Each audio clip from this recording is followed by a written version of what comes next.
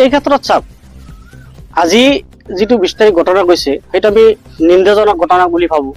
কিন্তু যিবিলাক নিৰহ মানুহ পাব্লিকত জমাত কৰা মানুহ আৰু আগতে এক্সিডেন্ট হৈ পেলাই অপাৰেশ্যন হৈ আছে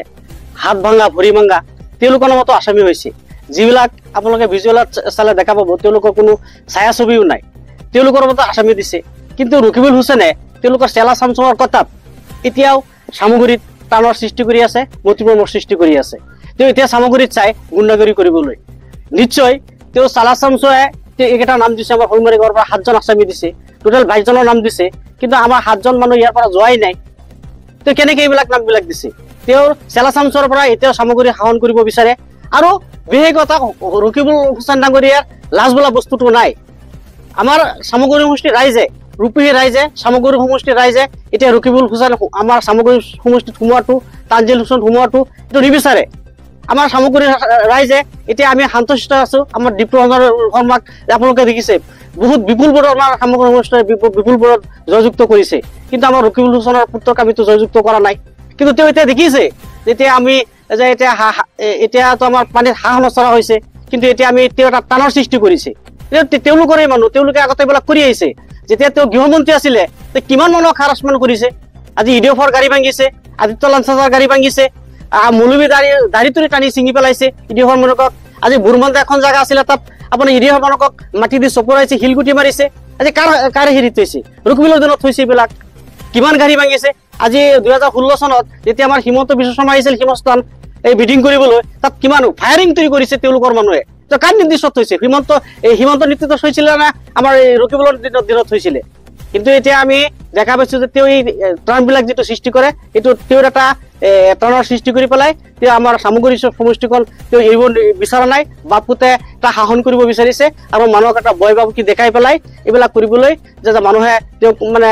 পুতক ৰজা বনাই তেওঁৰ পুতক ৰজা বনাই তেওঁৰ পুতকে আমি চালা চামচা হিচাপে আমি তেওঁৰ কাম কৰিব লাগে তেওঁলোক এটা তান্ত্ৰৰ সৃষ্টি কৰি পেলাই আমাক সাধাৰণ ৰাইজৰ জ্বলা খোলা খুৱাইছে কিন্তু আমি এই ক্ষেত্ৰত ৰকিবুল চন্দ্ৰক খুকিয়াব বিচাৰিছো প্ৰায় তেওঁ সংবাদ মাধ্যমক কয় যে আমি কথাবিলাক নোট কৰি ৰাখিছো আপুনি কি নোট কৰি ৰাখিব আমাৰ সাধাৰণ ৰাইজ আমি খাটি কোৱা মানুহ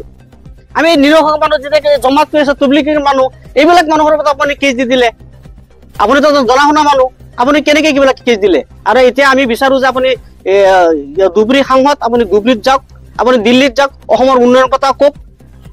ভাৰতৰ উন্নয়নৰ কথা কওক আপুনি সামগ্ৰী সমষ্টিত এইবিলাক সৃষ্টি কৰি পেলাই টান সৃষ্টি কৰিলে আমি যিটো সুখ শান্তিত আছো আমি ভাতৃত্ববোধ বজাই আছো আমি হিন্দু মুছলিম মিলা প্ৰীতিত আছো আমি সেইখিনি থাকিবলৈ দিয়ক আমি ৰকিবুলক এটাই অনুৰোধ কৰিছো আৰু আমি প্ৰশাসনক এটা অনুৰোধ কৰিছো যিবিলাক মানুহ নিৰহা মানুহ আমাৰ তেওঁলোকক কেছত নাম সোমাই থৈছে সেইবিলাক তদন্ত কৰি পেলাই তেওঁলোকক মানে কেছৰ পৰা হাত দিব লাগে নাইকিয়া কৰিব লাগে এইখিনি কৰি পেলাই কেইদিনমান আগত মোৰ হাতটো ভাঙিছিল এক্সিডেন্ট হৈ তাৰ পাছত মই হলি হস্পিটেলত আছিলো ইয়াত অপাৰেশ্যন কৰিছে প্লাষ্টাৰ কৰিছে কাম নহয় প্লাষ্টাৰত অপাৰেশ্যন কৰিছে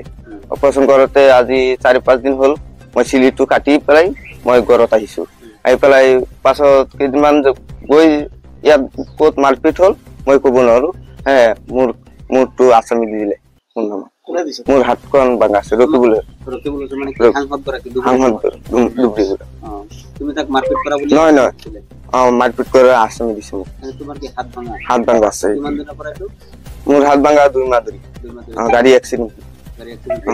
আৰু এদিনাখন তুমি হস্পিটেলত আছিল আসামী দিছে গতিকে তুমি কি আহ্বান জনাবা পুলিচ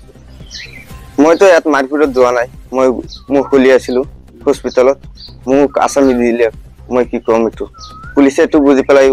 উচিত তদন্তটো কৰিব লাগে